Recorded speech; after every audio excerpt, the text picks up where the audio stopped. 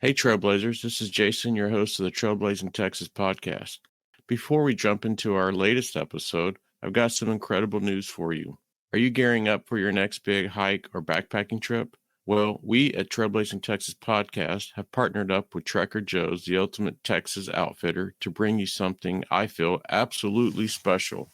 Listeners, you of the Trailblazing Texas Podcast can now get a one-time 15% off their gear purchases at Trekker Joe's. That's right. Whether you're a first-time customer at Trekker Joe's or a repeat customer like me, you can save big and hit the trails well prepared. So upon checkout, use code TTP15 to claim your 15% discount and in the process support an amazing local Texas business. So happy trails, and don't forget to tell your hiking buddies. Now on with the episode. Welcome to the Trailblazing Texas Podcast, where we embark on a journey through our diverse Texas landscapes and breathtaking trails while always engaging with our amazing Texas hiking community.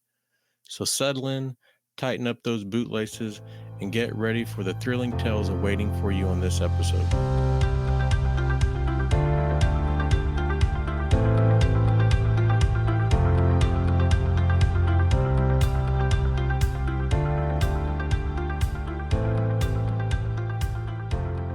Welcome to the Trailblazing Texas Podcast. I'm your host, Jason, and today we have our very first state natural area coming to the podcast, coming all the way from Government Canyon State Natural Area. We have Nick. Welcome to the podcast. Hi there. How you doing today? Good. And because you are the first state natural area, we're going to celebrate, and we're just going to jump right in with the lightning round. So to the listeners, and probably new to Nick hasn't seen any of these questions, and they're just rapid, fast as you can answer, first word that pops into your mind. This is probably my favorite part of the podcast, so if you're ready, we'll just dive right in. Let's do it. Favorite trail in the park? Twin Oaks, no doubt. Funniest thing you've ever heard a visitor say? Man. Usually it has to do with where our animals are. What do we do with our animals? Because they didn't see it. So are you a sunrise hiker or a sunset sitter? More a sunrise hiker than any. So what do you think is louder, a trail full of unsupervised kids or a trail full of dinosaurs? Unsupervised kids. If this was your last day at the park, what message would you leave behind for future park staff? And the importance of making sure that people connect to this place. So what is your go-to hiking snack? Go-to hiking snack. I usually don't take a lot of snacks out. All right. Coolest animal you've ever spotted at the park? Porcupine. Definitely my favorite to watch. Favorite time of day in the park? Sunrise. Most important thing first-timers coming to the park should know before arriving?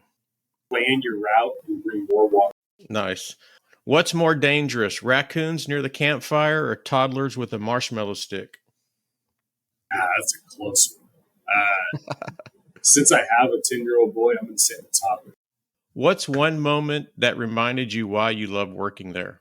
It's not really one moment. It's any time you have a young person or a newcomer or somebody who comes out to this place and you kind of see the light bulb go off where they realize why this place is so important, why this place is so special. All right. Yes or no? Have you ever answered a visitor's question that made you pause and think, did they just really ask that? I used to.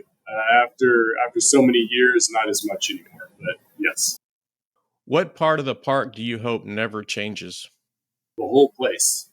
The goal is that mostly the backcountry area, but the goal is that in another 100 years, someone comes out here and sees the backcountry and it has not changed. So what would you tell a brand new park ranger starting there for their very first day? Pace yourself. The work list, you never get to the bottom of the project list. You can't get it all done in one day. Pace yourself. Pay attention to the surroundings that you get to work in, and don't lose sight of the incredible fortune you have to work in a place like this. So, do you have a trail snack that you pretend to like but secretly hate? No, I do not. I have that on the trail is beef jerky. I love beef jerky, but I don't like to eat it on the trail. And it seems like that's every hiker that I'm with. That's their go-to. And I'm just like, yeah, not on the trail. Yeah, I've taken on trail before, but same deal. Like whenever I'm, hot and moving through the woods, and I need something that's crisp and refreshing, and jerky just doesn't do it. So what does the park mean to you, not as a job, but just as a place in your life? So the Government Canyon being a natural area, it's all about recharge. We were set aside to protect a portion of the Edwards Aquifer Recharge Zone, but being an urban wilderness area, we're also set aside to help people recharge themselves, disconnect, immerse yourself in a wild environment, immerse yourself in nature, and you get to really just recharge yourself. And that, I think that's an important part. I like that. So would you rather clean the park restrooms after a busy holiday weekend or lead a group of 20 unsupervised fifth graders on a hike? Honestly, it would both be fun. There are days where you are mentally exhausted from leading large groups or coordinating a lot of different projects, where it's kind of nice to just put in your earbuds, go grab your mop, and clean the restroom. So Yeah. it depends. All right. Would you rather deal with a drone flying influencer who's ignoring all the signs or a camper blaring country music at 6 a.m.? Ooh, I would rather deal with the camper because I'm partial to country music. I'll at least enjoy the music while I talk. All right. So, last question, and this is the most important question. And this really dictates, I don't know if you've listened to previous episodes, this dictates how long the episode lasts. So, what is your favorite Texas hiking podcast? Man, I'm going to have to say Trailblazing Texas is my favorite hiking podcast. We are going to continue that. It's funny. All the guests on the podcast, they answer the same. And man, it's as a podcaster, it's exciting to hear. So thank you for that one. Absolutely. So as we dive into this episode, I think it's important for me to have the listeners get to know a bit about you. So kind of the first question, how long have you worked for, I guess, Texas Parks and Wildlife? I'm coming up on 17 years. I hired on full time January of 2009. And before that, I did 2 summer internships with the agency as well. Oh, wow. So how long have you been at Government Canyons? This is my second stint. I'm close to about 10 years at Government Canyon. So as the site superintendent, what does a typical day look like for you? And the only typical day is there is no typical day. I come in the morning, usually knock out as many emails as I can, then go touch base with any of my staff that are around. If someone needs help in the field, I'll go help with projects, from helping mend fence to weed eating to helping clean something, you name it. This morning I coordinated some rental equipment that we had used to move a large boulder last week. Rental company had to come pick it up, so I had to help coordinate that this morning. So there's not really a typical day. So what inspired you to get into, working with parks? I would say that a little bit of growing up. So I didn't really aspire to be a park ranger when I was little. I did spend a lot of time outdoors with my family. We spent a lot of time camping, a lot of time at the lake. And then in college, I actually changed majors. I started as a poli-sci history double major. And then through my experiences in college, graduated as a geography, resource environmental studies, and geology minor. So I went to school in San Marcos, Texas. Beautiful campus, running right through there. Very environmentally conscious community. And just being involved in the community and doing some volunteer work, giving back, helping clean the river, helping educate folks. I realized I liked that. I did a lot of volunteer work in college in Texas State Parks as well. Learned kind of what park rangers do, and that changed my whole trajectory. So what's your favorite part of the job? Really, I enjoy talking to the visitors more than anything. One of the things that I do, we have multiple different jobs in Texas State Parks. One of them is called a customer service representative. That's usually the person who greets you and takes your fees or swipes your park pass whenever you arrive.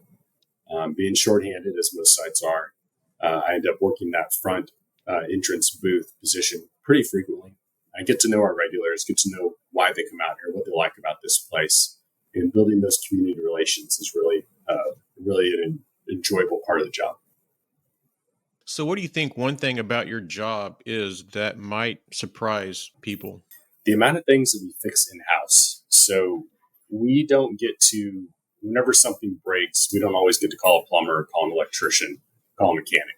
We do all of it. So a lot of folks think of park rangers as, oh, that's great. You get to spend all your time outdoors and walking the trails, and just like they feel like we're out there hiking just like they would be.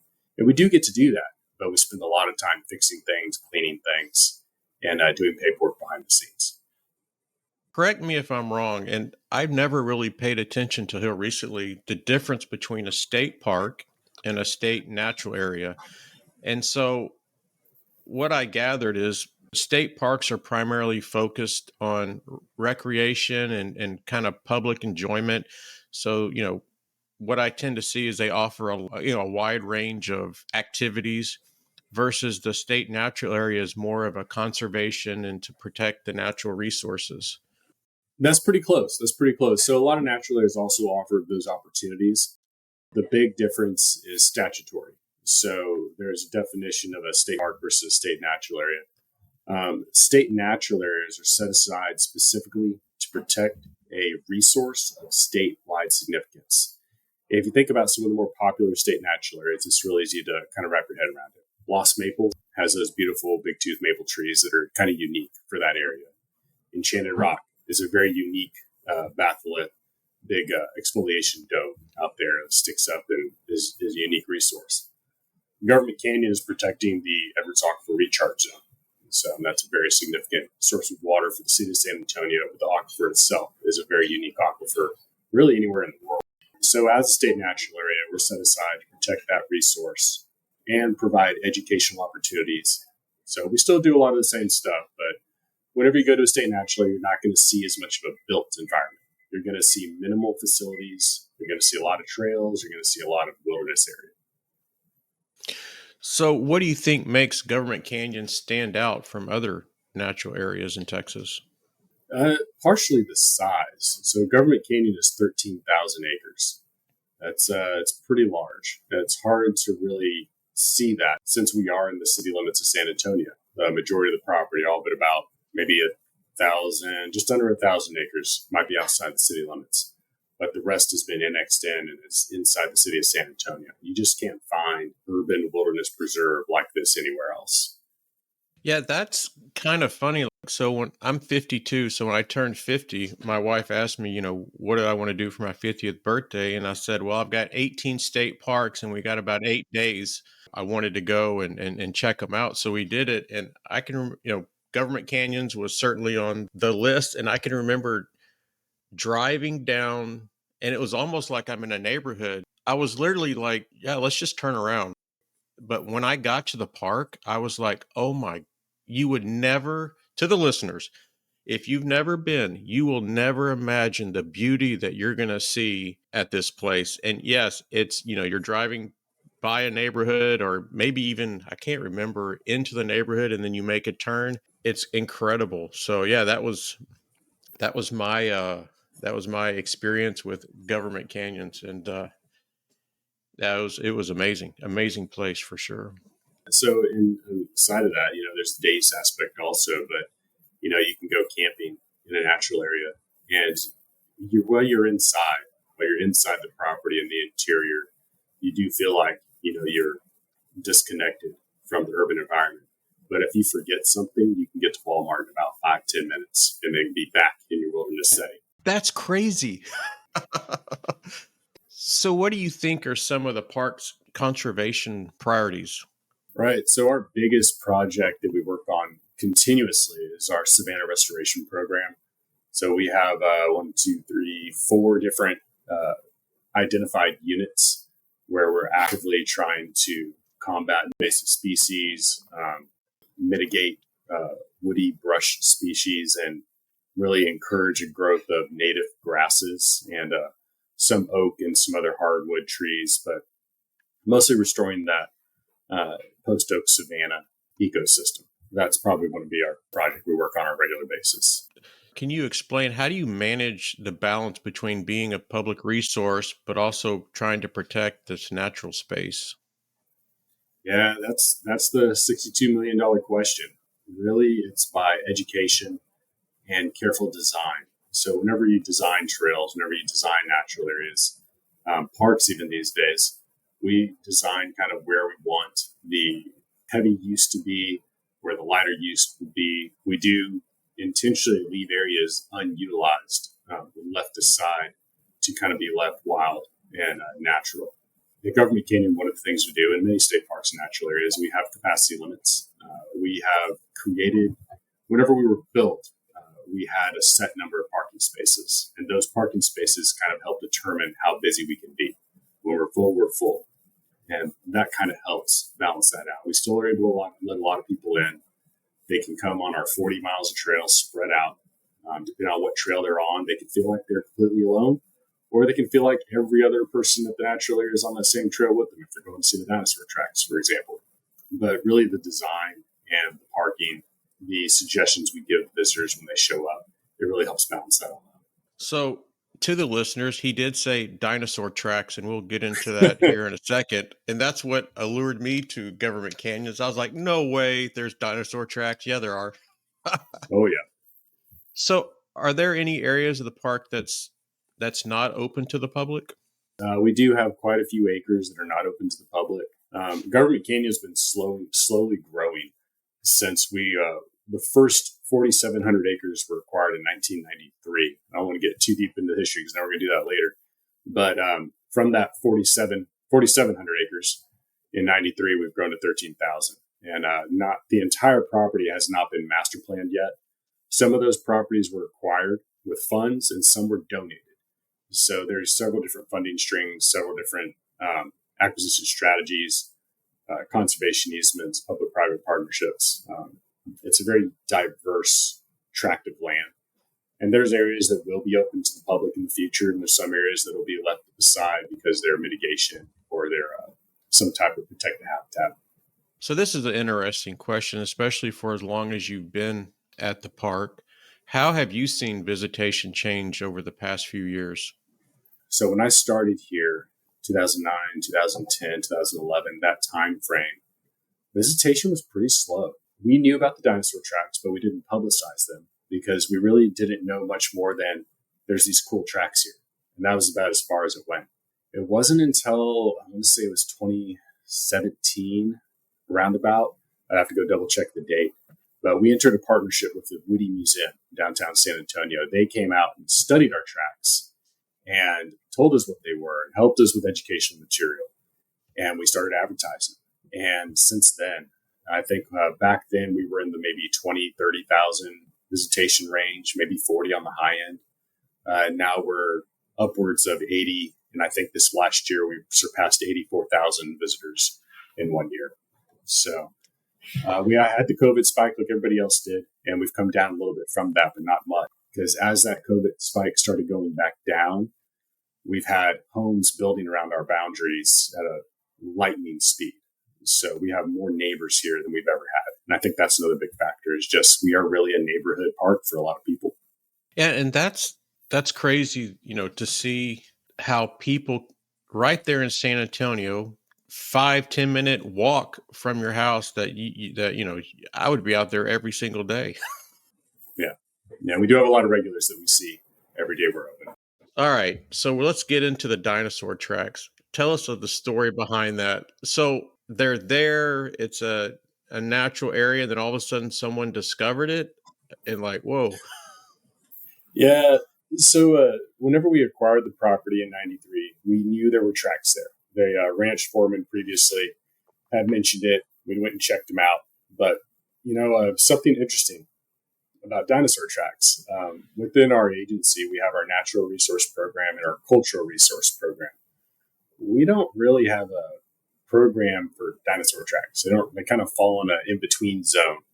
So we partner with other organizations on dinosaur tracks. We have two types of dinosaur tracks out here. They're very similar to the ones you would see at Dinosaur Valley State Park in Glen Rose, Texas. As a matter of fact, they are in Glen Rose limestone. It's that same geologic formation that you have in Glen Rose, Texas. That's why it's named as such. But the two dinosaurs are Acrocanthosaurus. That's the three-toed theropod dinosaur. Looks kind of like a T-Rex for reference. A little bit smaller, a little bit older, but similar type dinosaur. And then you've got the Sauroposeidon. It's a sauropod. Basically has elephant-type feet. And it mostly resembles what most people would consider like a brontosaurus-type dinosaur, just for visual sake. Visually also similar to the Paluxosaur, which is what you have out there at Dinosaur Valley State Park. The tracks are about 104 million years old. In a couple months here, Government Canyon is turning 20. So we like to say that the tracks are 104 million and 20 years old now. Couldn't resist. So are the tracks accessible to all visitors or only certain times a year? Sure. So they are accessible to most visitors as long as you can get 2.5 miles out and 2.5 miles back. So it is a hike. It is not something you just drive up to, hop out, take a picture, and hop back in your car. It's a minimum 5-mile round trip hike to see the tracks. It's a 6-mile hike if you also do the overlook. There's a 60-foot cliff right above the tracks, and so you can see them from literally from a bird's eye view. That makes the hike 6 miles. If we've had a lot of rain, then it is likely the tracks are underwater, and then it takes time for the water to evaporate and for us to go clean out the mud and any kind of organic material that is settled into the tracks. But outside of that, they're viewable any day that we're open to the public. I think that's the route that I did. Went to the dinosaur tracks and then did the overlook.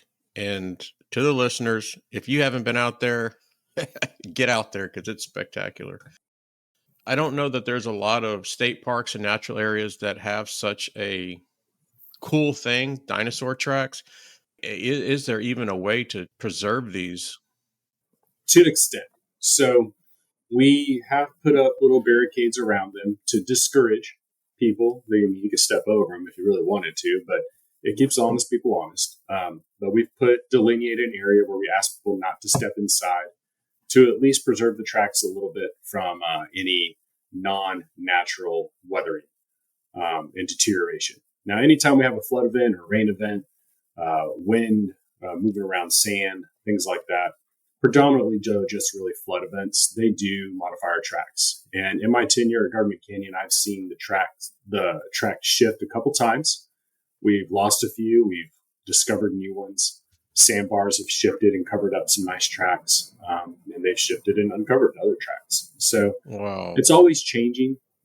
There are likely a lot more tracks there than what we're seeing. And in the next 10, 20 years, the trackway may be a little bit different. But there's a few that will probably always be there. So to the listeners, no ussies with the dinosaur tracks. Stay behind the barricades. Well, because of that, we do have one cast. So I mentioned we worked with the Whitty Museum, right? Right. If you go into the Whitty and you walk into the Great Hall, right behind the desk where they take your money, there's a giant Acrocanthosaurus skeleton. It's just right there, right when you walk in. And that skeleton is stepping out of a footprint that's left in the mud. That is a cast of one of our tracks. That same cast we have up at the visitor center right outside the door.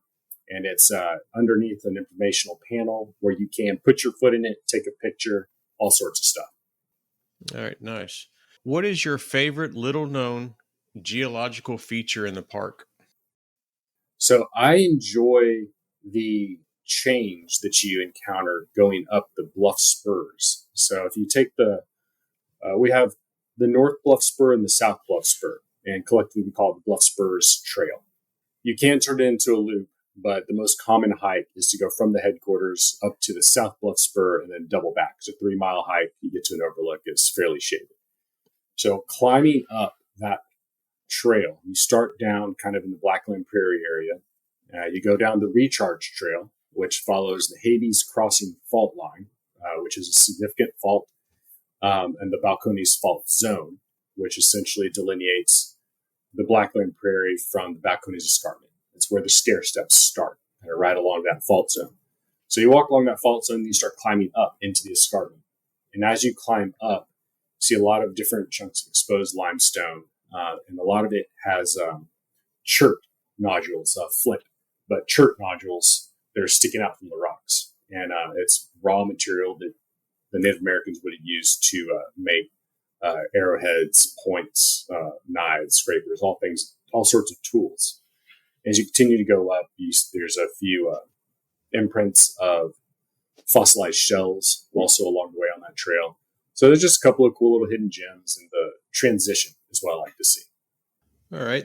It's to me, it's really important that the visitors understand what it means to plan a trip to the park.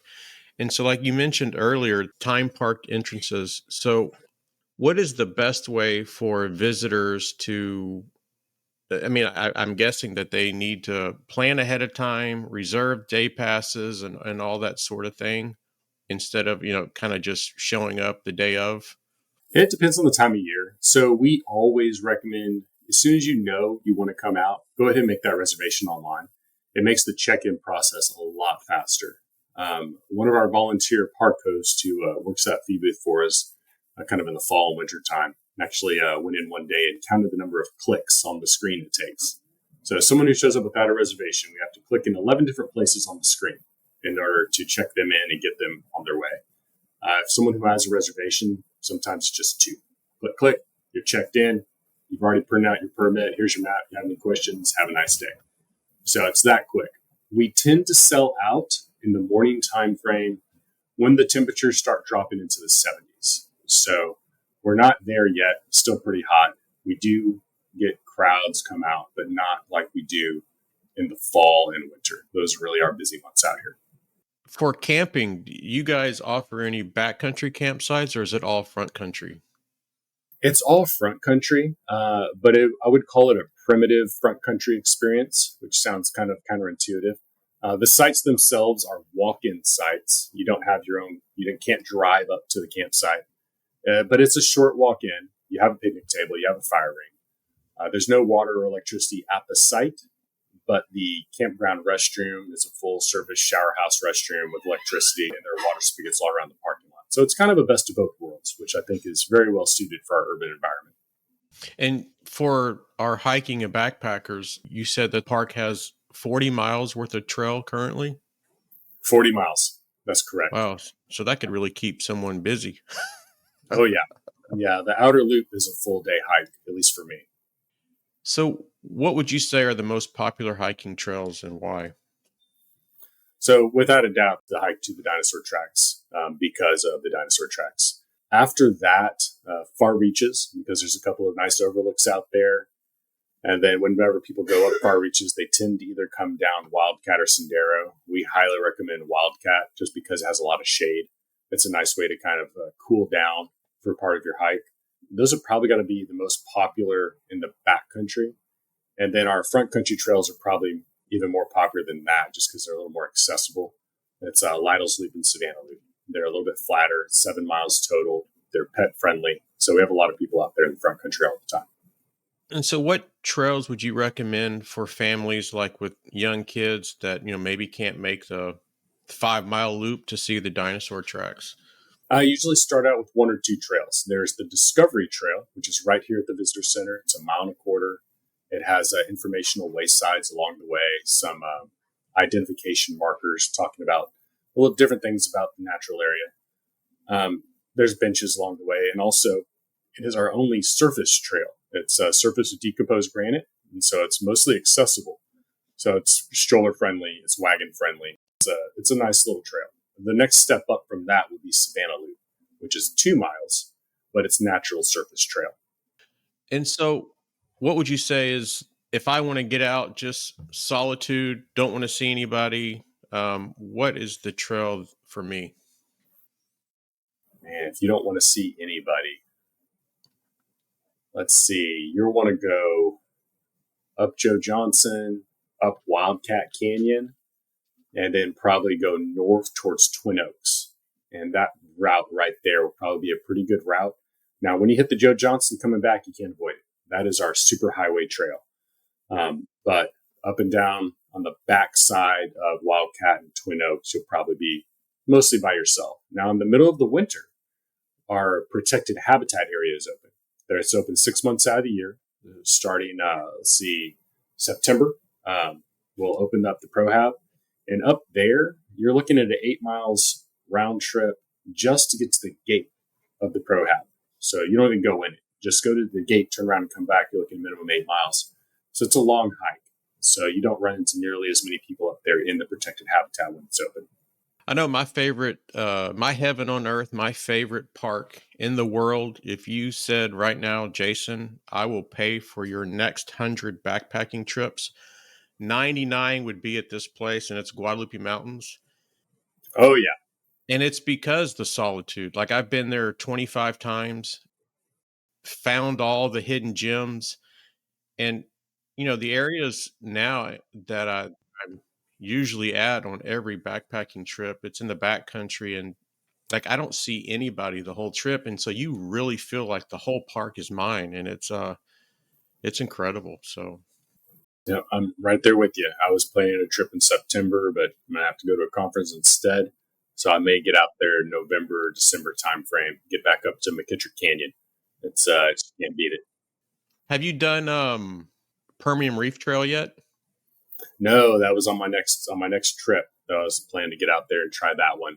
When I went out last was with my family, and we could only do a couple of trails. So we were doing Guadalupe's and Carlsbad in the same trip. Oh, nice. I think for the most bang for your buck, if you want to experience the park, it's either McKittrick or Permian Reef, and I would probably vote Permian Reef because you get up it's an easier up to elevation, and you experience the cliffs and all that stuff. But yeah, if you need you want to talk Guadalupe or have any hey, what trails you recommend, just hit me up.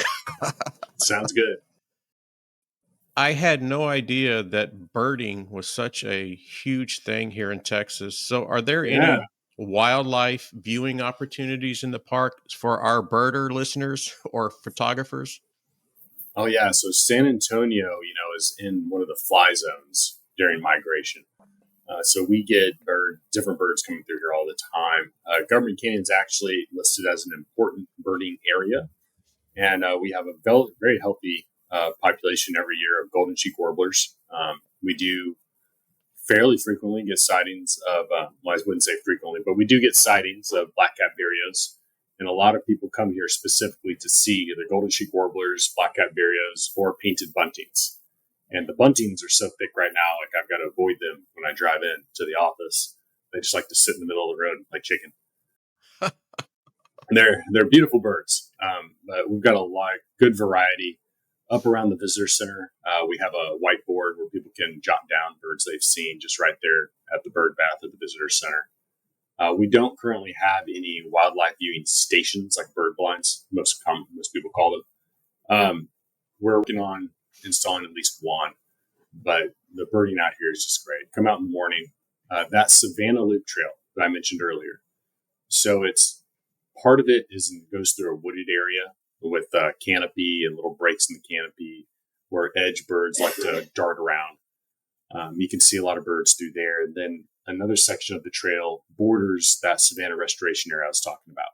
So you can see more raptors and other birds that like to fly back and forth. We have kestrels out here all the time. Watching a kestrel hunt is a whole other experience. Crested caracaras, tanagers. So yeah, it's a great place to go birding. So this is probably a dumb question, but what is the best season to come visit the park? And I pretty much guess you're not going to say summer. That is correct. Any time other than summer is the best time to come out here. Now, the summer's not bad. If you come out early, do a quick hike and get out of here, it's gorgeous because it's not going to be very busy. Get those nice sunrises, get in and out. But if you want to spend the day here, the winter time is the time to come. So wait till those temperatures drop into the 70s and come enjoy it. Just bring lots of water. I have an opinion on this, and I will keep it to myself. But so are dogs allowed on the trails? They are allowed in our front country area. So they're allowed on Lytle's Loop and Savannah Loop. That front country for us is defined as not over the Edwards Aquifer recharge zone. And that is the reason that they are not allowed in the backcountry, is our whole purpose, as we mentioned earlier, natural area, is to protect that water quality and quantity over the Edwards Aquifer recharge zone. All right. So with the amount of people that come visit the park and you're right next to, these neighborhoods, so are there any leave no trace challenges that you think are unique to the park? You would think we would have more problems with trash on our trails, but Government Canyon's been unique for a very long time. But we have been very fortunate that you just don't find a lot of trash on our trails. Now, as visitation picked up over the last 5 to 10 years, it's increased a little bit, but it's usually small amounts. A lot of our visitors pick up trash as they hike. We have a lot of volunteers out here, armies of volunteers that help us maintain our trails. They pick up trash. The micro trash is really the biggest problem right now, and food trash. So banana peels, orange peels, things that people would typically throw out the window and say, oh, it'll biodegrade, it's fine. Those are the things that we really have the most trouble with. Hopefully most of the listeners know, just carry it out. It's not going to decompose, especially like in the quads and stuff. You always see orange peels and stuff. That if you were under an orange tree, absolutely, if you want to throw a peel out in the backcountry for sure. Right. So how should visitors prepare before coming out, especially like new hikers? Talk to the rangers. Study the map. Talk to one of us. Call us up. Ask. We also keep a map. We have a stack of maps up at the front desk and also at the fee booth that have a whole bunch of routes highlighted, and we have them organized by mileage. And we have hikes with the ProHab included and without the ProHab. If you're looking to do 2 to 3 miles, we have a couple suggestions. If you're looking for 6 to 8 miles, we have some other suggestions. We can recommend what direction to hike, because none of our trails are directional. They're all bi-directional. We can offer tips on stuff to see while you're on the trail. So just talk to the rangers when you're planning your hike. Be very wary of third-party trail apps. While they're very beneficial and they definitely have a place, you'll want to ground truth them against the actual park map and with the ranger particularly. The best example I have for that right now is currently on Google Maps. We're trying to get this resolved. Apparently, a couple of people took a shortcut where there is no trail, and now Google thinks there's a trail there. So we've actually had one person get lost because of that. So definitely call ahead, ground truth, ask some questions, and that's the best way to prepare for a hike out here. And take plenty of water. Oh, God, yes. Always. Is that y'all's biggest issue? It really is. I'd say the majority of our rescues where staff have to get involved or first responders outside of Parks and Wildlife, like our local fire or police, the number one thing we have to help people with is heat-related emergencies. We had 6 last weekend. 6? Wow. Yeah, 6 people, 3. So speaking of that, is there cell service throughout the park, or is there certain areas that the listeners need to be leery of that it's iffy? It's pretty hit or miss. It depends. So the major carriers, at least from my experience, from observation, some of the major carriers, AT&T, Verizon, you're going to get signals out there in most places. You're not going to get signals when you're down in a valley, down between 2 hills where you just don't have a good line of sight with the cell towers. But we do have pretty good coverage out here. And even if you can't get coverage, for the most part, most phones these days will go into SOS mode. So if you need to call 911, your phone will hit whatever tower it can hit and call 911. There's even a few that'll do satellite calling now. So just be familiar with the workings of your phone, what it does in emergency mode. I've learned that in SOS mode, a lot of times your phone will not be able to pinpoint your location nearly as accurately as if you were hitting a couple of different cell towers. So you want to make sure you know where you are at all times. Look at the map every once in a while. So if you do have to call 911, you can give the dispatcher in the few seconds before you lose signal. You can let them know who you are, where you are, and what you need. And that's the most important thing. What are the biggest challenges that you have in managing a park? And all of them. The balancing maintenance, visitor services, and the administrative side of things. That's always the biggest challenge. You want to make sure people are having a great experience. So you want to put a lot of time and effort into your educational programming, aesthetics, things like clean bathrooms, all those things. But you also have to spend a lot of time on the back end, making sure things are purchased, reports are filed, personnel is managed appropriately. And trying to do all that to the best of your ability can be taxing. That's the biggest challenge, is just time management. Oh, I bet. So I know we kind of touched on some of them, but can we talk in more detail about some of the conservation projects you guys are getting involved in and what are important to you? Sure.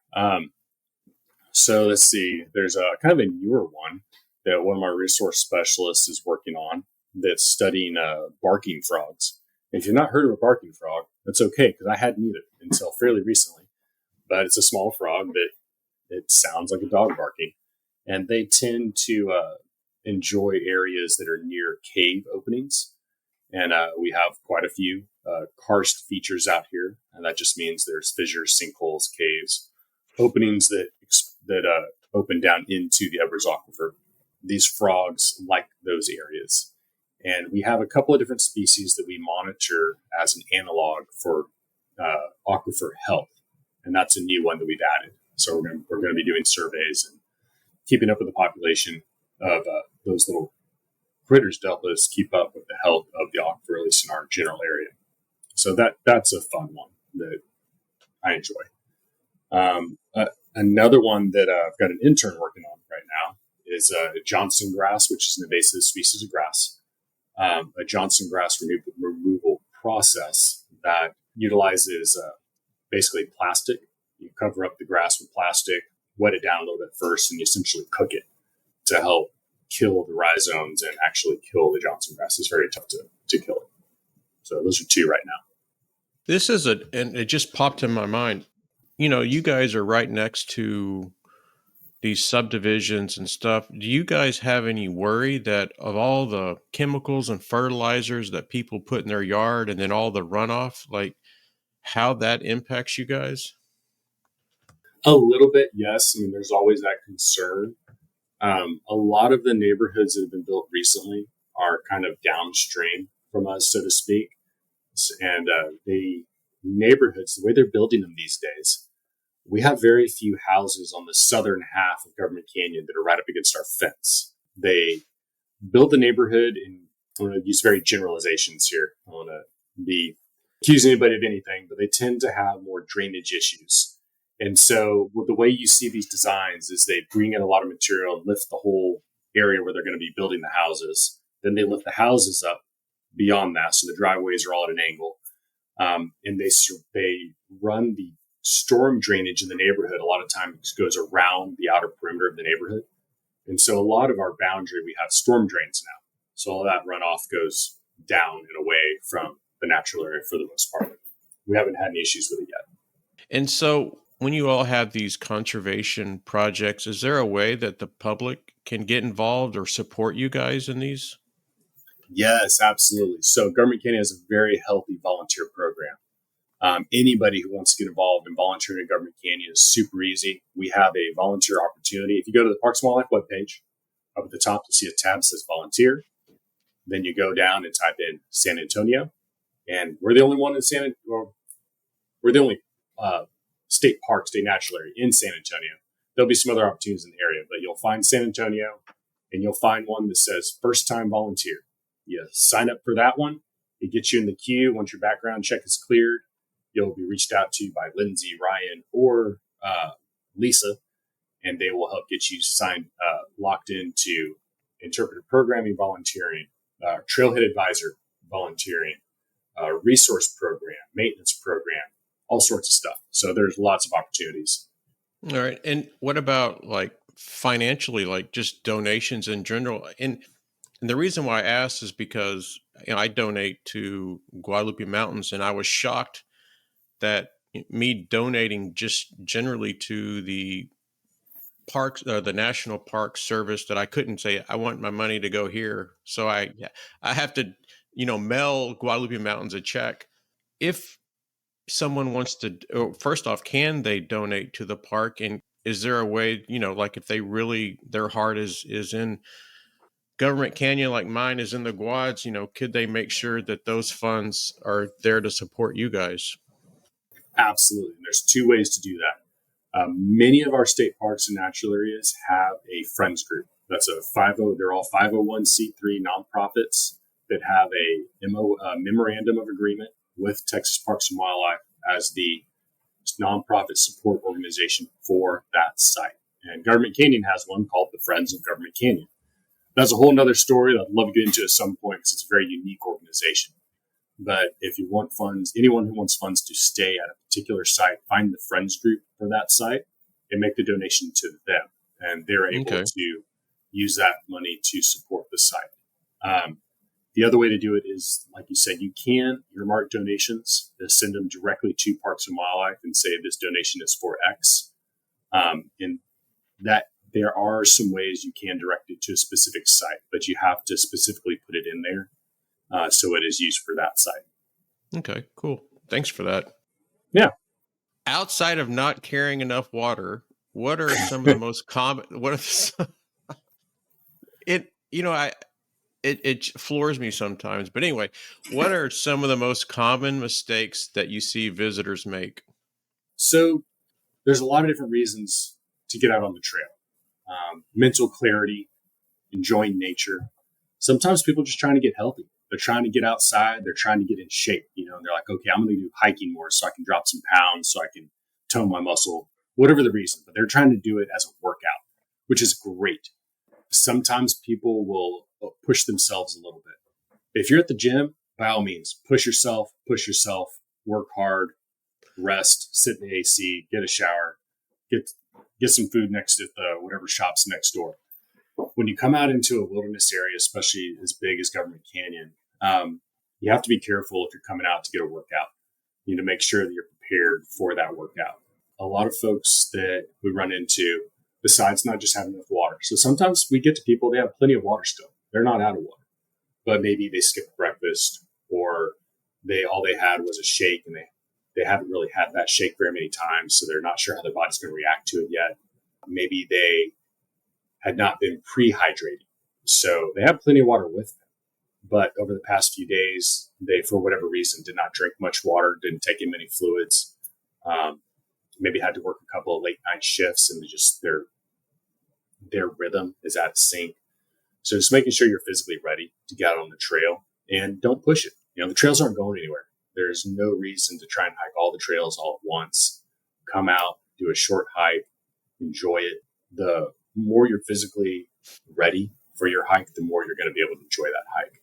Because as you start really pushing yourself to the limit, you're going to lose the ability to enjoy the scenery, to enjoy the sights, the sounds, the smells of this place, and you won't get that same experience. So definitely come out, make healthy choices, come get those healthy steps in out of Government Canyon, but don't max it out. I think that's the best advice I've ever heard in my life. And to the listeners, no aspect of your life do you want to test in the backcountry. It's make sure you're in shape to do what you're doing. Don't eat something different on trail or before the trail that you haven't done before. I took so I'm about an hour south of both endpoints of the longest trail in Texas, the Lone Star Hiking Trail.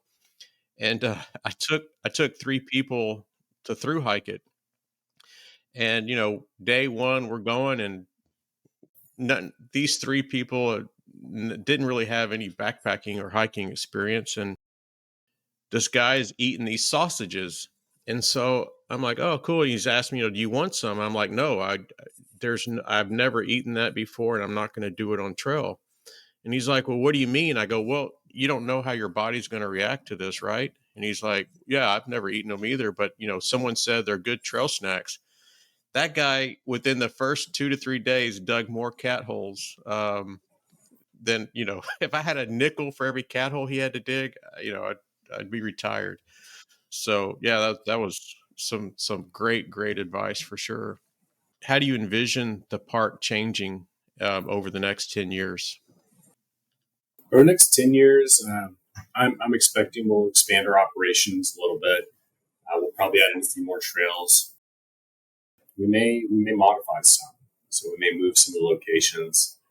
I'm working with the planning program. I actually had an email 2 days ago on some of our newer acquisitions of acreage to get public use plans in place and try and add some new experiences that hopefully will include some true backcountry backpacking camping experience opportunities. So last two questions as we start to kind of wrap up. This is your time to sell the audience of why they should come to Government Canyon Natural Area. So sell us. Well, man, so some of the stuff I've already said, we are in an urban area. You can get up in the morning, go by your favorite breakfast taco place, get some coffee, keep on driving out, come out to Government Canyon, park, and then all of a sudden you're immersed in a wilderness environment. You can hike out into the trails, pick a route that's going to take you kind of away from people, get some incredible views, take in the sights. Depending on what trail you hike into, you may get to a place where you cannot hear any traffic whatsoever, except maybe a plane flying over, depending on the routes they're doing that day. You'll hear birds that you may not hear in your backyard because of the construction or the noise or the neighbor's radio or whatever. But you can really open up your senses. And you come back, get off the trail, take your picture for your Instagram about the crazy, incredible hike you just had with either your friends or by yourself. And then with another 5 minutes, you're back at your favorite lunch spot. There's just nowhere else you can do that. There are places in San Antonio.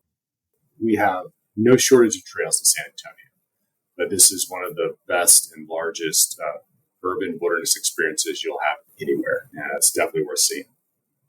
Yeah, and it's funny you say that. That's the actual next question is what do you wish more people understood about the park? And I can speak from experience that it's absolutely if you've never been there, you're driving kind of by or through a neighborhood and it was kind of disheartening, but when you get into the park and you just start on the trails, I don't know how many times in a video I'd looked at my wife and go, "Can you believe this is here?"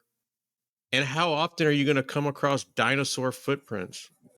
It's a unique experience. It really is. It really is.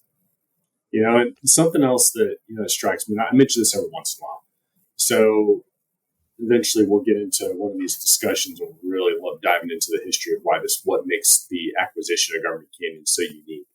But the people who started the whole push to set this land aside, the citizens, grassroots efforts, in the late 80s, early 90s, had the foresight to see that development was moving this direction. And had they not acted, then this entire acreage would just be like those neighborhoods you drove through and passed on the way in. It would just be another neighborhood. So just trying to wrap your head around that is really hard to do. Oh, absolutely. Well, we are finished. And Nick, I greatly appreciate you coming on the podcast. Again, I say this every time, and I don't know that I ever find the right words to express how grateful I am for sharing all the information, taking time out of your day, because I know you're swamped. I definitely think that the listeners will get a new perspective of Government Canyons, and hopefully if they've never been there, this will be a bucket list item on their next trip. Absolutely. Glad to share. I can talk about this place forever. There's a reason I've been here as long as I have. I really believe in what this place is about and what the people here are doing. And it's very important. I'd love to share it with everybody. Absolutely. Well, you have a wonderful rest of your day, and we'll be in touch. Thank you. Likewise. And that wraps up another exciting episode of the Trailblazing Texas Podcast. We hope you enjoyed the episode today, and stay tuned for our next episode where we will pick back up where we left off and guarantee to uncover many more hiking gems and share many more tips to enhance your experience on the trail. Until then, happy trails and happy hiking.